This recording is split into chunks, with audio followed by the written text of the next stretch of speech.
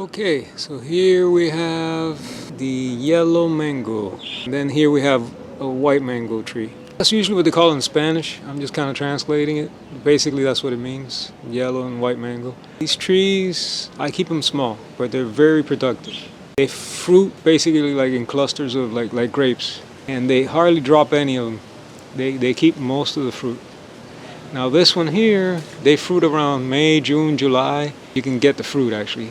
They bloom early in the year, but this one, sometimes they give me multiple fruitings.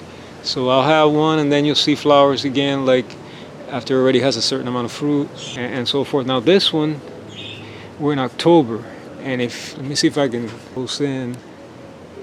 This one actually has some fruit right now. If you see it up there, it's got a few mangoes up there. This is the latest I've ever had give anything. Now let me show you. This one I ate. And so you can see kind of the size of the yellow mango. What you do is you make a little hole on the top and then you just squeeze it.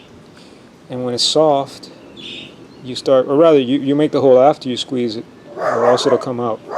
And then you make the hole and then you just suck on it. And it's very sweet. The white one's very sweet too.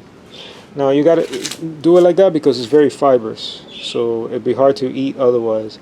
But it's basically like mango juice right off the tree. And the white one is very sweet. It has a little bit of fiber, not as much as the yellow one, but it's very sweet as well. I like them both a lot. And like I said, I trim them, I keep them small. They still fruit a lot. I mean, this one I get like 500 mangoes, and the yellow one maybe a little less, but very good, I think, for your home. You can keep them small and they're very productive. And not a lot of people know about them. In the Caribbean, obviously, they know about it a lot, but it's not that well known otherwise. Anyway, hope you liked the video.